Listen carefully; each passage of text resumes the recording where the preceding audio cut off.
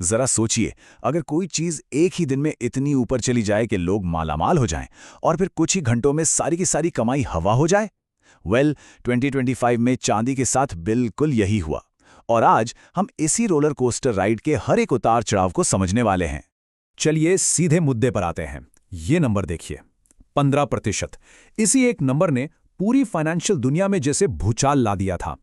सोच कर देखिए, किसी की बचत का 15% हिस्सा एक ही दिन में बढ़ जाए या फिर उतना ही घट जाए। हम इसी तरह की जबरदस्त उथल पुथल की बात कर रहे हैं, और ये तो चांदी के उस नाटकीय दिन की बस एक शुरुआत थी। लेकिन उस बड़ी गिरावट को समझने से पहले हमें यह जानना होगा कि चांदी आखिर पहुंची कितनी ऊंचाई पर थी।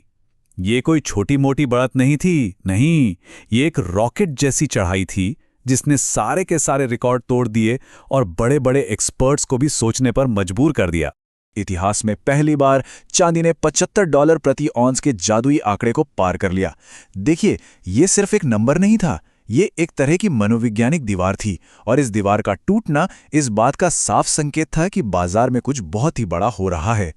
और फिर रैली अपने चरम पर पहुंच गई, $83.62 प्रति आउंस।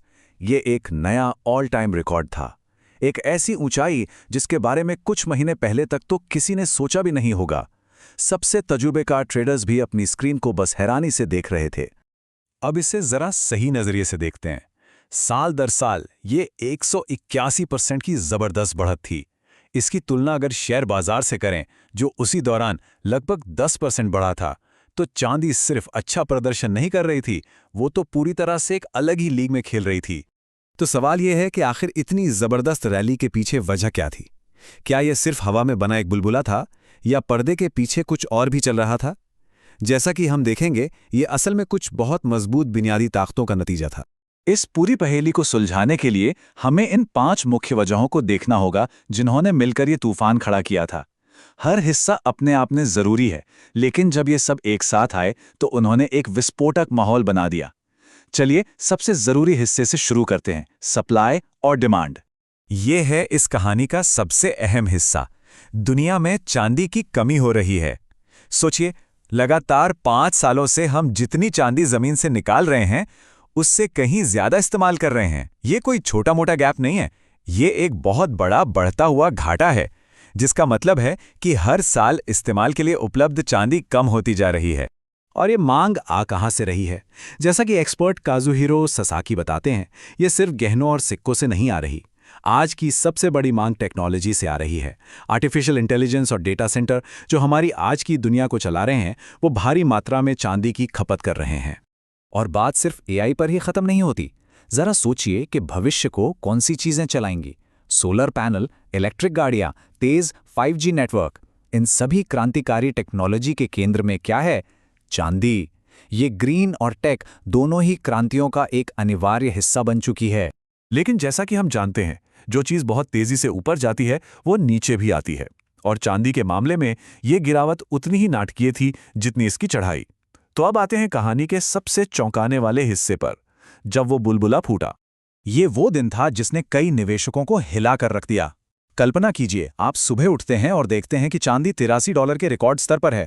आप जश्न मना रहे हैं, लेकिन जब तक आप अपना लंच खत्म करते हैं, वो $72 पर आ चुकी होती है। एक ही दिन में $11 की गिरावट। ये बाजार की एक बेहद क्रूर चाल थी। जैसा कि एनालिस्ट टोनी साइकोमोर ने कहा, हम चांदी में एक पीढ़ीगत बुलबुले को देख रहे हैं। ये एक बहुत बड़ी बात है। वो ये कह रहे हैं कि ये सिर्फ एक सामान्य बाजार का उतार चढ़ाव नहीं था, बल्कि ये एक ऐतिहासिक बुलबुले का फटना था, जो शायद अतार्किक उत्साह की वजह से बना था। तो हुआ क्या? आखिर ऐसा क्या हुआ कि चांदी इतनी तेजी से जमीन पर आ गई? क्या ये कोई एक घटना थी, या फिर कई ताकतों ने मिलकर इस गिरावट को अंजाम दिया? चलिए पता करते हैं। तो इसके 3 मुख्य गुनाहगार थे। पहला, प्रॉफिट बुकिंग। जिन लोगों ने कम दाम पर चांदी खरीदी थी, वे अपना मुनाफा वसूलने के लिए दौड़ पड़े। दूसरा, अच्छी खबर। अजीब बात है, लेकिन शांति वार्ता की सकारात्मक खबरों ने चांदी जैसी सुरक्षित संपत्ति की जरूरत को कम कर दिया। और तीसरा, एक मजबूत डॉलर। जब डॉलर मजबूत होता है तो ये आमतौर पर कमोडिटी की कीमतों पर दबाव डालता है। इस सब के बाद जाहिर है मन में यही सवाल आता है, अब आगे क्या? क्या चांदी फिर से ऊंचाई छुएगी या ये और गिरेगी? आइए देखते हैं कि विशेषज्ञ 2026 के लिए क्या अनुमान लगा रहे हैं? तो बड़े बैंक क्या सोचते हैं? वे $80 के शिखर की उम्मीद तो नहीं कर रहे हैं, लेकिन वे 50 के दशक के अंत से 60 के दशक के मध्य तक की कीमतों का अनुमान लगा रहे हैं। तो भले ही वे एक और विस्फोटक रैली की भविष्यवाणी नहीं कर रहे हों, फिर भी वे उम्मीद करते हैं कि चांदी ऐतिहासिक रूप से एक उच्च स्तर पर बनी रहेगी। तो अगर कोई निवेश करने पर विचार कर रहा है, तो विशेषज्ञ क्या सलाह देते हैं? पहला, इसे एक मैराथन समझे, 100 मीटर की दौड़ नहीं। दूसरा, एक बार में सब कुछ खरीदने के बजाय कीमतों में गिरावट आने पर धीरे धीरे खरीदें। और तीसरा, अगर कोई असली चांदी रखने की परेशानी नहीं चाहता है, तो सिल्वर ETFs एक आसान विकल्प हो सकते हैं। तो अंत में हम इस एक बड़े सवाल पर आते हैं, क्या चांदी एक सुनहरा अवसर है या ये फटने को तैयार एक बुलबुला है? एक तरफ आपके पास मजबूत सप्लाई और डिमांड की कहानी है, दूसरी तरफ आपके पास जबरदस्त अस्थिरता है। फैसला जो भी हो, ये एक ऐसा सवाल है जो आने वाले साल में बाजारों पर हावी रहेगा। देखने के लिए धन्यवाद।